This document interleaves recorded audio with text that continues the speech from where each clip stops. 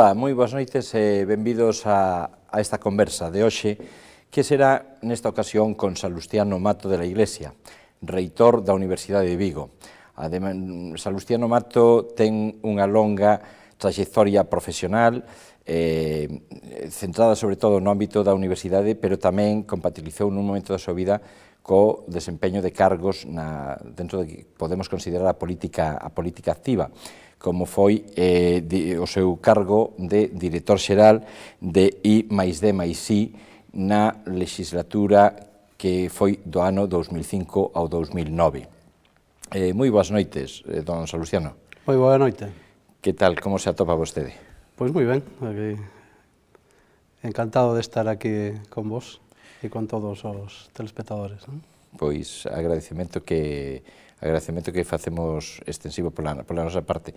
Decía, onde se sinte máis cómodo un doutor como é vostede, doutor, catedrático de Zooloxía, síntese máis cómodo na docencia, na xestión como está hoxe en día, xa anteriormente tamén fora vicerreitor da mesma universidade, con Domingo do Campo, non?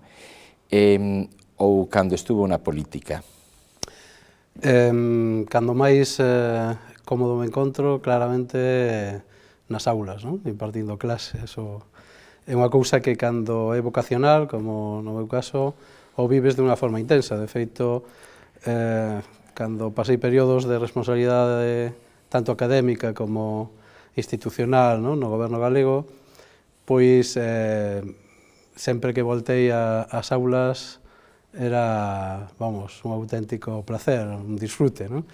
Un pensa que perde ese músculo, pero é como andar en bicicleta, non? O sea, non te esqueces. Non te esqueces e te volcas completamente, non?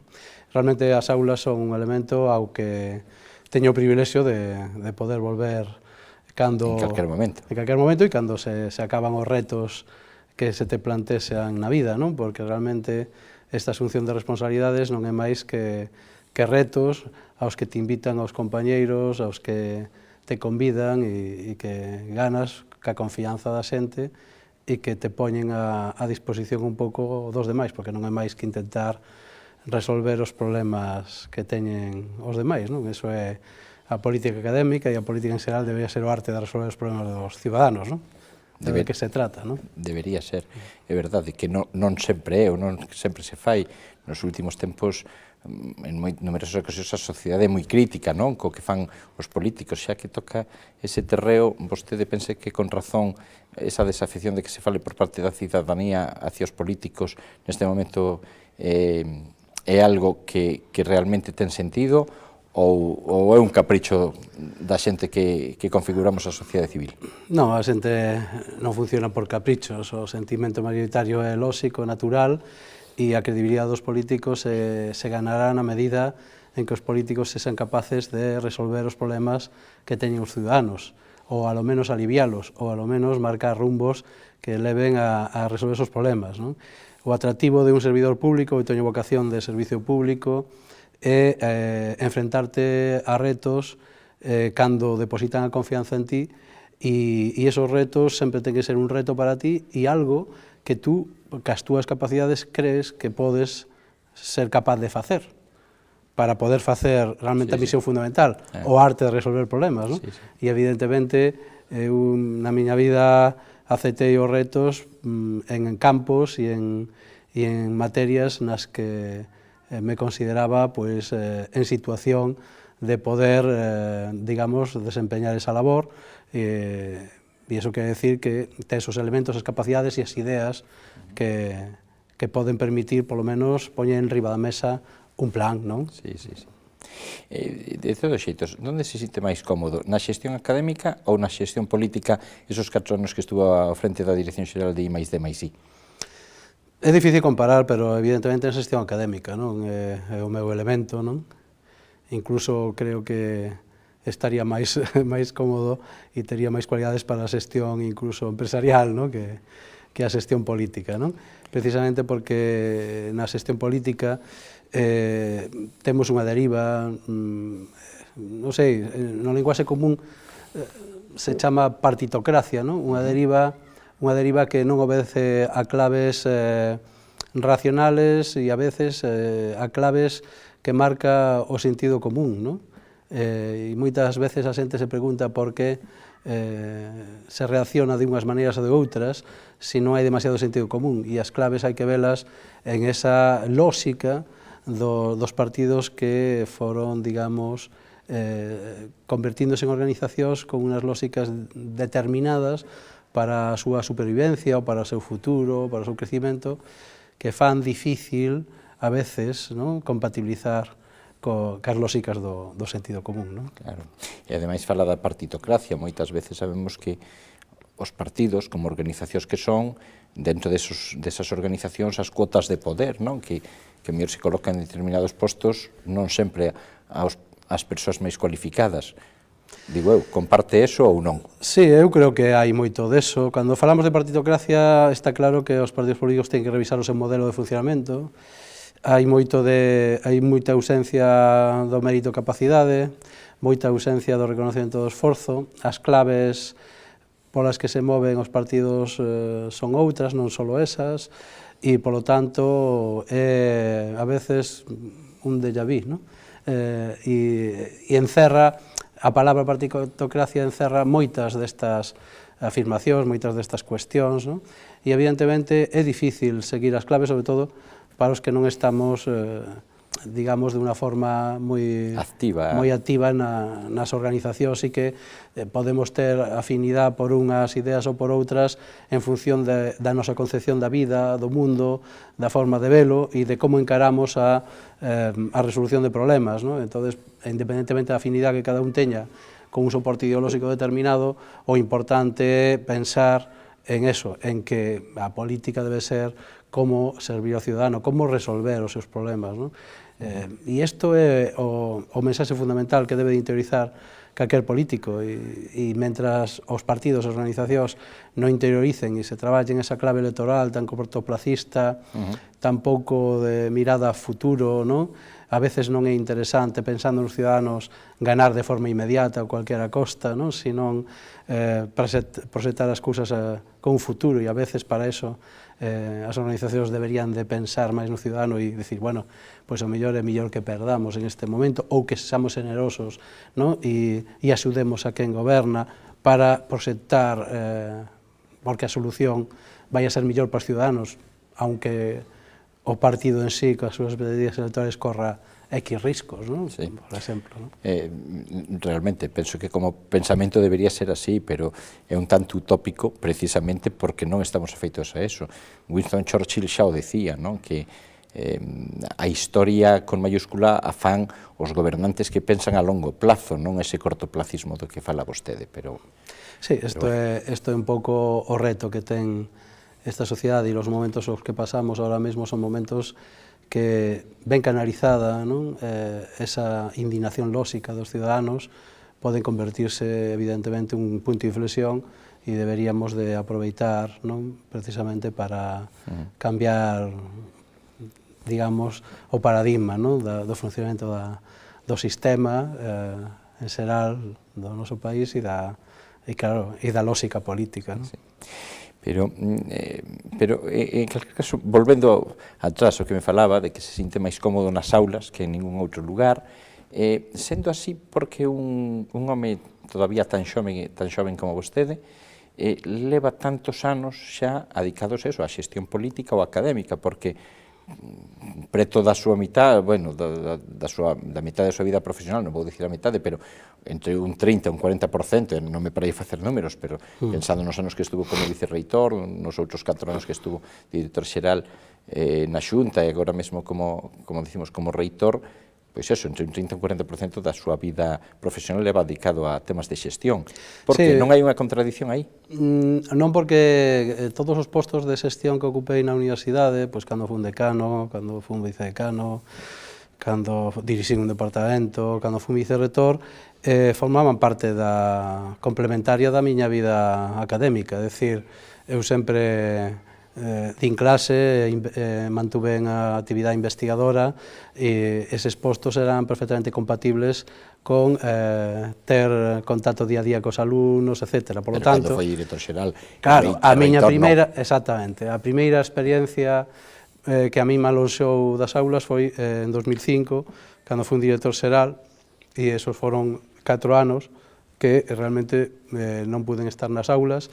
Volvín ás aulas e os meus compañeros me pediron que me presentara a rector. Gano a confianza da comunidade universitaria en un proceso electoral e evidentemente asumo o reto de, digamos, de levar adiante un proxecto de universidade e ser a cabeza visible de todos os meus compañeiros e colegas da comunidade universitaria que me pediron que así o fose, non? E entón, sí, que como rector é imposible porque, aínda que podo dar algún seminario de vez en cando, ou me reúno cos meus investigadores, etc., non eres dono do teu tempo e, polo tanto, non podes atender como merecen os alumnos, non? Entón, evidentemente, son períodos, para mí sempre transitorios, moi ligados a un proxecto que ten como finalidade o ben común, non? De todos esos alumnos, de todos os profesores e de todo o personal, non? Que está na universidade, non? Con esa lógica, non? E evidentemente, mesmo cando estaba en período electoral, non? Decía claramente no que se pode denominar no nosa espacio académico meeting, non? Pero era presentacións que cada candidato fai do proxecto, decía moi claramente, aí non hai un lenguaxe, aínda que é unha elección universal que vota todo o mundo, non? E estemos falando de unha población na Universidade de Vigo de 30.000 persoas, máis ou menos, non? En total de votantes, pois non é 30.000, en números redondos. Non é un meeting ao estilo, non? Cantos estudiantes, perdón? Cantos estudiantes? Pois 25.000, máis ou menos. Entón, estamos falando de charlas nas que explicas o teu proxecto e nas que contestas a propostas ou peticións con claridade e rotundidade, si ou si non. En algunha ocasión me teñen dito, non? En algún meeting destos, que o outro candidato lles había dito que si a X cousas, e digo, pois eu vos digo que non, porque non creo que sea capaz de cumplilas. Bueno, entonces, pues, non sei, vos veredes, votade outro, o sea, quero dicir que este lenguaxe que non se dá na política... É vostede sinceiro. Seguro que claramente, pero que na universidade os candidatos en xeral é unha lógica diferente, non? É unha lógica de modelo de universidade, non de partitocracia, non? Non estamos defendendo unha ideoloxía únicamente, que evidentemente defendemos a nosa ideoloxía porque é a que inspira o noso proxecto, a forma de velo, pero é un modelo de universidade que estás defendendo, non? E, polo tanto, o que pos enriba da mesa é un proxecto de futuro para a universidade, unha forma de plantealo, e o máis claro é, evidentemente, poder decir con claridade que é o que podes facer ou que non podes facer. Entón, por iso digo que é unha diferencia moi grande con un meeting na política actual. Aí se di que non, en pleno meeting, a risco de que non te voten, non? Pero que é preferible. Que debería ser así, ademais, é preferible. A verdade. Se houbera verdade, seguro que había menos desafección, que falábamos antes. Depois podes equivocarte, evidentemente, podes pensar que vas a poder conseguir algo e logo non o consigues, pero xa non o dis con esa contundencia. Que sexas honesto. Pero, claro, isto é habitual, non? Bueno, e en calquer caso, vostede dixo que non a varias cousas, pero dixo que sí a moitas, e eu diría, que proxectos está a levar a cabo neste momento a Universidade de Vigo, que proxecto de futuro ten, cal é o futuro de color verde, naranxa ou vermello como se fora un semáforo, e sobre todo, nos momentos de tanta dificultade económica, de tantos recortes presupostarios, sempre eu vexo como nas inauguracións dos cursos académicos os reitores estánse queixando continuamente de que, sobre todo, a principal foco financeiro que é a Xunta de Galicia lles está recortando moito. Como consiguen facer para levar adiante todo o que ten que facer sempre unha universidade? Bueno, evidentemente, cando eu tomei posesión no ano 2010, o futuro pintaba negro, o sabíamos, eu veía a situación complicada, e por eso nos puxemos as pilas desde o primeiro momento, non? Desde o primeiro momento, o obxectivo foi acordar ca Xunta de Galicia un plan de financiamento 2010-2015 no que o compromiso foi que acordamos os rectores ca Xunta unha conselación, é dicir, paremos de baixar o financiamento, paremos de recortar, e a cambio nos poñemos en riba da mesa máis capacidade de control por parte da Xunta, máis obxectivos, póñanos deberes, o goberno galego para que nos fagamos todavía máis merecentes do que se nos aporta, non? Entón, a partir de aí, nos empezamos a planificar, tiñamos un déficit vencellado aos recortes, non? En 2010, de un volumen de millóns de 20 millóns, e en 3 anos ensugamos ese déficit, estamos aí en números positivos, non? Pechamos o ano pasado déficit cero e con un saldo positivo, o sea... Con superávit. Con superávit. Xa meterá vostede que dicir como fan. E a ecuación basicamente non é precisamente a palabra de moda, austeridade, non? Eu prefiero falar sempre de racionalización do gasto, non? Porque se falamos en lugar de austeridade, de racionalización do gasto, estamos falando basicamente de como eliminar o gasto improductivo e de como incentivar o gasto productivo. Porque o gasto productivo é o que te trae máis ingresos e, por lo tanto, aumenta recursos. Entón, hai que combinar na ecuación a racionalización do gasto, é dicir, aumentar a eficiencia no gasto, con a consecución de ingresos, a la donde os podamos conquerir, non? E, por lo tanto, a Universidade, nós o que fixemos foi promover institucionalmente accións e actividades, non? Que nos puderan levar no escenario tan desfavorable que existe actualmente aumento de ingresos, non? Como por exemplo? Pois evidentemente, vendo os recortes que había en Galicia, pero sobre todo os recortes brutales que o Estado español puxo en marcha e dinamizou en I+D, sobre todo, que é unha fonte de ingresos importante para a universidade, pois non nos quedaba outra que para poder non só compensar esa baixada de ingresos, non? Porque é baixada, os recortes son baixada de ingresos, pois ir a Europa e movernos a nivel internacional, non? Entón, a explicación de que o ano pasado puderamos incrementar todavía máis os ingresos de I+D un 6%, cando os recortes nos levarían a unha presentación de resultados de unha baixada de ingresos por I+D do 30 ou 40%, solamente polos recortes, pensando na mesma tasa de éxito. En cambio, podemos presentar un balance de un aumento do 6% en ingresos en I+D. O sea, que Bruselas, realmente, Bruselas, se lle presentas proxectos interesantes, apoia a axuda. Eu lembro-me, de feito, na súa etapa de director xeral de I+D+I, que nomeou unha persoa que levaba un pouco, non sei se con cargo de subdirector xeral, ou exactamente, Xavier Alcalá, estou a falar de Xavier Alcalá, que traballaba moito en Bruselas, é dicir, dinamizamos unha... algo que hasta entón non se traballara moi a fondo. Exactamente, e iso, o resultado foi que, bueno, a Xunta de Galicia pode presentar, gracias a esa dinámicas, un balance no que se duplicou, máis que duplicou os recursos que Galicia obtiña de Europa. Cando presentas proxectos en Europa son en concurrencia competitiva. Estás competindo con proxectos alemáns, con proxectos ingleses, con proxectos liderados por Francia, liderados por os países nórdicos. Ten que ser moi bons proxectos. A tasa de éxito media para un proxecto en Europa, por eso é bastante descorazonador a veces, é dun 20%, o sea, de cada 100 que presentas podes conseguir 20, non?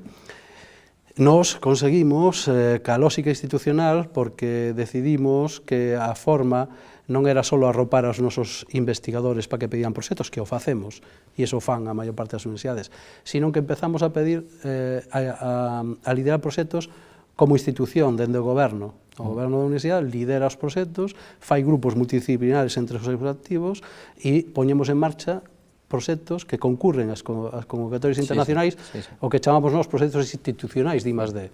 Pois ben, o ano pasado, en proxectos institucionais de I+D, algo que hai 2 anos, cando eu anunciaba isto, pois todo o mundo era moi escéptico, normal, porque non o fixera ninguén, claro, esta dinámica é un cambio de chip para os gobernos dunha universidade, pois conseguimos máis recursos en Europa que todos os grupos de investigación xuntos. E evidentemente isto explica a consecución de recursos.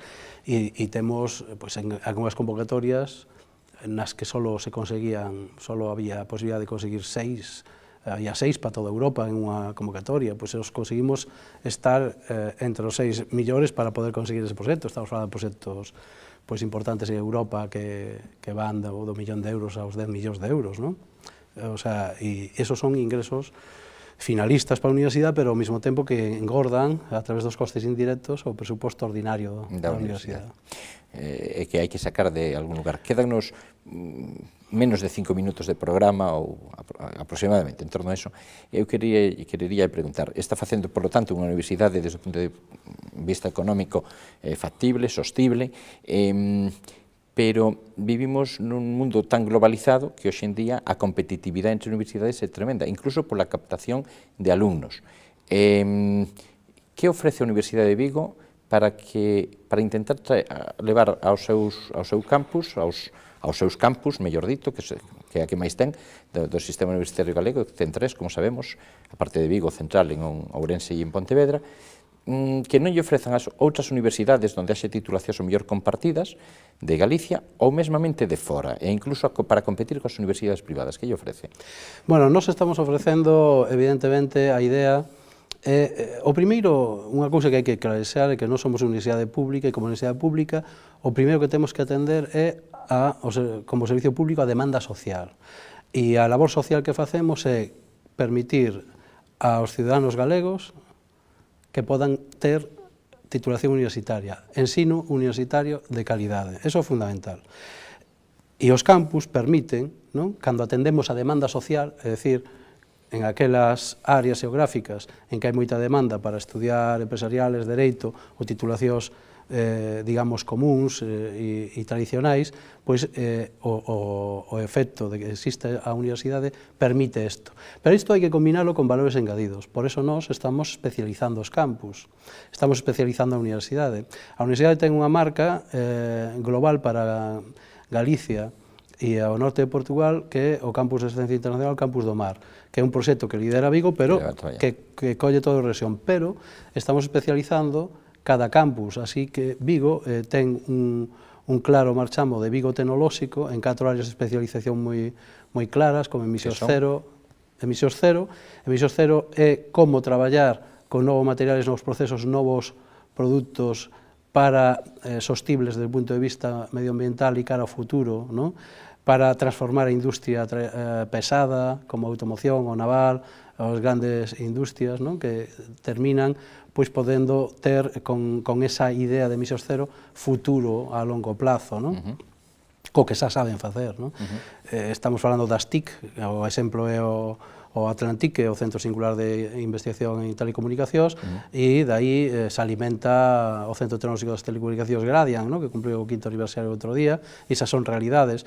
A bioingeniería, non? E a ingeniería aeroespacial. Bueno, xa temos un satélite no espacio que pusemos a Coveo en honor a unha das grandes marcas de Galiza. Iba a preguntar por ele. E agora vamos a lanzar o seguinte despois do verán, non? Pero aí temos o tema da lingua e o tema xurídico-económico, que vamos a lanzar unha liña de especialización. En Ourense especializamos o campus no campus da Agua, e en Pontevedra estamos traballando xa unha especialización que vai a conxugar a creatividade coa comunicación e o deporte en un concepto global de benestar, non? Porque é onde están as capacidades que temos. É dicir, coller as capacidades que temos en cada lugar, vencellala ao que é capaz de absorber a sociedade do contorno, para ter polos de crecimento activo a través das nosas capacidades en Galicia, diferenciados e complementarios de outras partes de Galicia e de outras partes de España, non? Ademais do que é o básico, atender a demanda social e dar os títulos que a sociedade e, por lo tanto, os ciudadanos nos demandan, non? Pois, reitor, que sigan a traballar nesa ardua pero bonita tarefa por o ben de Galicia, por o ben dos galegos e para poñernos ben asentados no mapa do mundo, incluso con ese satélite. Así que moitas gracias por haber compartido con nós esta conversa e por explicarnos dese xeito tan didáctico. Non me extraña que vostede queira voltar ás aulas. Pois moitísimas gracias a vostedes e moitísimas gracias por invitarme e estar aquí con vos en este rato tan agradable. Un placer. Gracias tamén a todos vostedes, que se atopan aí nas súas casas.